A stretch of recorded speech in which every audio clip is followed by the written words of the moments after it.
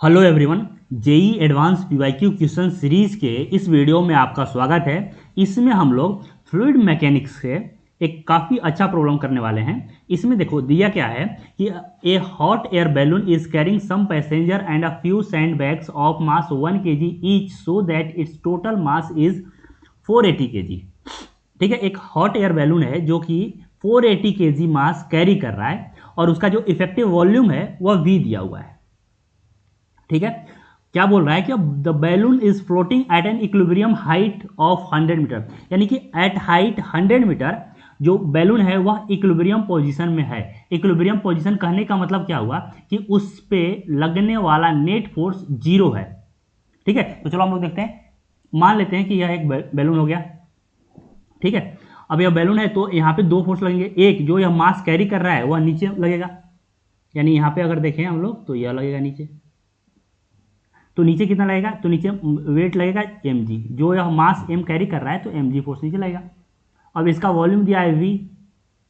ठीक है, तो ऊपर बॉयंट फोर्स लगेगा fb, और यही दोनों फोर्स इसको इक्विलिब्रियम में रखेंगे। बॉयंट फोर्स क्या होता है, तो यह होता है रो vg।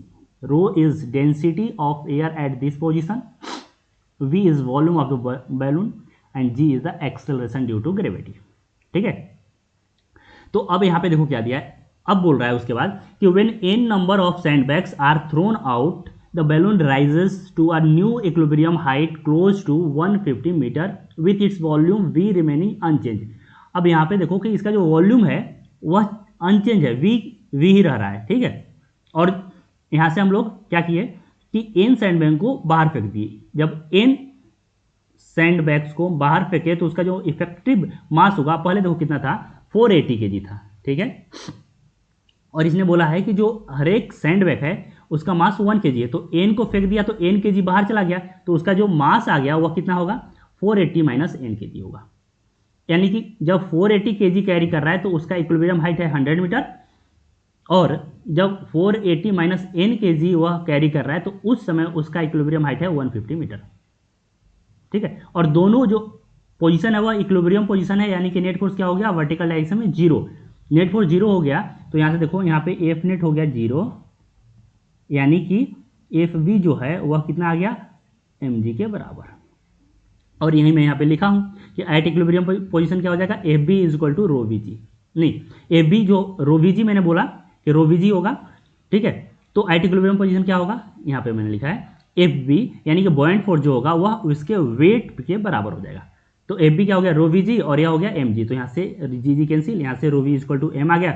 अब ध्यान दो कि यहाँ पे जो है दोनों केस में वॉल्यूम कांस्टेंट है। इसने बोला कि वॉल्यूम जो है वह चेंज नहीं कर रहा है, यानी कि जो डेंसिटी ऑफ एयर होगा वह क्या हो गया, डायरेक्टली प्रोपोर्शनल टू मास हो गया। ठीक है, और यहाँ पे जो डेंसिटी दिया हुआ है, ठीक है, एयर डेंसिटी दिया हुआ है rho h is equal to rho naught e raise to power minus h by h naught, इस तरह से वेरी कर रहा है।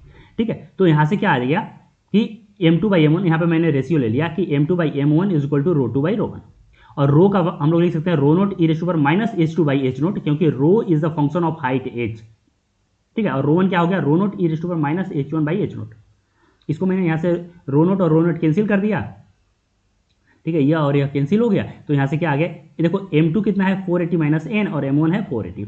यहाँ पे आ गया, यह ऊपर चला गया तो आ गया e raise to power h1 minus h2 by h naught. h1 is 100, h2 is 150, और h नोट दिया हुआ है 6000 मीटर। तो यहाँ से अगर इसको सॉल्व करेंगे तो यहाँ पे आ गया e raise to power minus 1 by 120। अब देखो 1 बाई 120 एक से काफ़ी छोटा है, 1 से काफ़ी छोटा है, और मेरा यह फंक्शन आ गया। अब यहाँ पे n अननोन है, n अपने को फाइंड आउट करना है, और यहाँ पे इसका वैल्यू अपने को निकालना होगा। तो देखो यहाँ पे e रेज़ टू पावर जो भी है वह 1 से काफ़ी छोटा है, तो यहाँ पे हम लोग एक्सपेंशन कर सकते हैं। तो यहाँ पे क्या लिखते हैं कि e raise to power minus x क्या होता है, 1 minus x plus x square by factorial 2 minus x cube and so on.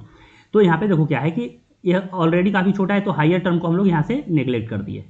ठीक है, ये इसको हम लोग नेग्लेक्ट किए, तो बचा क्या अपने पास 1 माइनस एक्स। तो 1 माइनस एक्स के लिए मैं यहाँ पे लिख दिया 1 माइनस 1 बाई 20, और यहाँ पे अगर इसे लिखा तो 1 माइनस एन बाई 480, और यहाँ से अपने को सॉल्व किया तो आ गया n इज इक्वल टू 4, यानी यहाँ पे जो n होगा वह होगा 4।